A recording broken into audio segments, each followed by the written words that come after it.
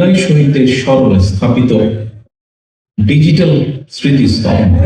তারেক রহমানের উদ্যোগটা খুব ভালো ছিল, ওনাকে অসংখ্য পরিমাণ ধন্যবাদ। বগুড়া সদরে 20টা জায়গায় ফ্রি ওয়াইফাই জোন স্থাপন করেছে। আগামী দিনে আমাদের স্টুডেন্টের কথা ভেবে আরো ভালো কিছু করবে।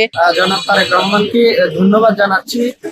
তিনি যে আমাদের শিক্ষার্থীদের জন্য সরকারি আজিজুল কলেজ শিক্ষার্থী সহ বগুড়ার 20টি জায়গায় প্রাথমিকভাবে ফ্রি ওয়াইফাই এর ব্যবস্থা করে দিয়েছেন, সেজন্য আমি শিক্ষার্থীদের পক্ষ থেকে তাকে ধন্যবাদ জানাচ্ছি। তারেক রহমানের উদ্যোগটা খুব ভালো ছিল, ওনাকে অসংখ্য পরিমাণ ধন্যবাদ। আমাদের স্টুডেন্টদের জন্য এটা অনেক ভালো সুবিধা।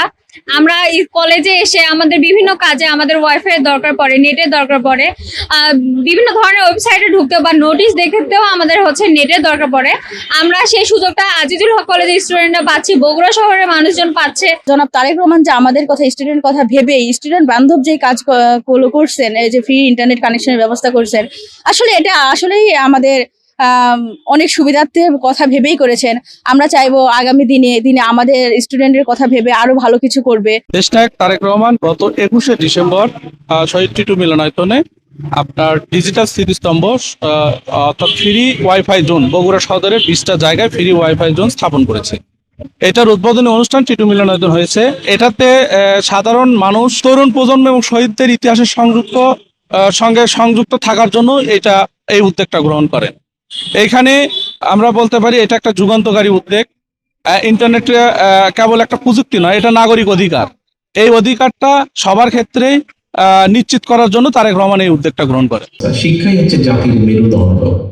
আজকে যদি আমরা শিক্ষা ব্যবস্থাটাকে ধীরে ধীরে সুন্দরভাবে গড়ে তুলতে পারি, আমাদের শিক্ষার্থীদের শিক্ষার মেরুদণ্ডটা যদি আমরা ভিত্তিটা যদি আমরা মজবুত করে গড়ে তুলতে পারি, ইনশাল্লাহ আমরা ভবিষ্যতে, সময় লাগবে কিন্তু আমাদেরকে শুরু করতে হবে। চুল পড়া অনেক কমে গেছে, থ্যাংক ইউ মা। চুলের ভিটামিন জুই মাল্টিভিটামিন কোকোনাট অয়েল।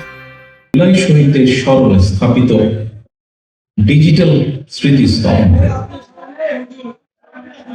জুলাই আন্দোলনে আমরা আমাদের যে সকল ভাইদেরকে হারিয়েছি, যারা শহীদ হয়েছেন, স্বাভাবিকভাবেই তারা এই প্রজন্মের তরুণ সদস্য ছিলেন। ইন্টারনেটের সাথে আমাদের তরুণ প্রজন্ম যারা এখন, তাদের একটা খুব নিবিড় সম্পর্ক রয়েছে।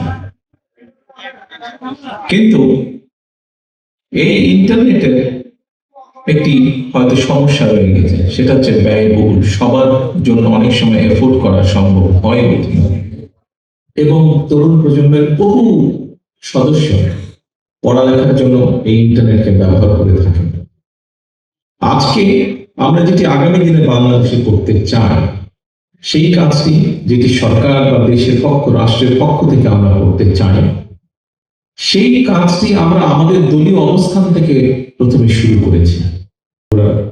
শহরের 20টি জায়গায় আমরা এই ডিজিটাল স্তম্ভ তৈরি করেছি। এবং এই ডিজিটাল স্তম্ভটি কি? ডিজিটাল স্তম্ভটি হচ্ছে আমরা ইন্টারনেটের সুবিধাটা যাদের জন্য ব্যয়বহুল বা কষ্টকর, যাদের পেতে সমস্যা হচ্ছে ইন্টারনেট কানেকশন, তাদের জন্য আমরা এই ব্যবস্থাটা করতে চাইছি। আমাদের আগামী দিনের যে লক্ষ্য, সেটি হচ্ছে ইনশাআল্লাহ আল্লাহর রহমতে আগামী নির্বাচনে বাংলাদেশ জাতীয়তাবাদী দল বাংলাদেশের মানুষের সমর্থনে ইনশাআল্লাহ সরকার গঠনে সক্ষম হলে আমরা এই ইন্টারনেট সেবাটিকে আরো ইজি করে আনতে চাই মানুষের জন্য, বিশেষ করে তরুণ প্রজন্মের জন্য। আজিজুল হক কলেজে যে কানেকশনটা দেওয়া হয়েছে, এটি ফ্রি কানেকশন। এটিতে সেখানে লগ ইন করার জন্য স্বাভাবিকভাবেই কয়েকটি প্রসিডিওর থাকবে। এই প্রসিডিওরটি ফিল আপ করার পরে যে কোনো সদস্য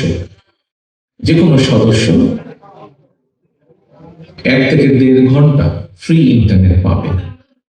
এখন আপনারা হয়তো প্রশ্ন করতে পারেন, শুধু 1-1.5 ঘন্টাই পাবে? না, 1-1.5 ঘন্টা পাবে না। 1 ঘন্টা বা 1.5 ঘন্টা পরে সেটা ডিসকানেক্ট হয়ে যাবে, তখন আবার নতুন করে সে লগ ইন করতে পারবে।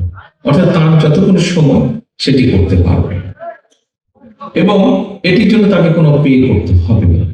এর মাধ্যমে কি হবে, যারা ছাত্রছাত্রী তারা তাদের ইন্টারনেট সংক্রান্ত যেগুলা পড়ালেখার বিষয় আছে সেই কাজগুলো তারা সম্পন্ন করতে পারবে।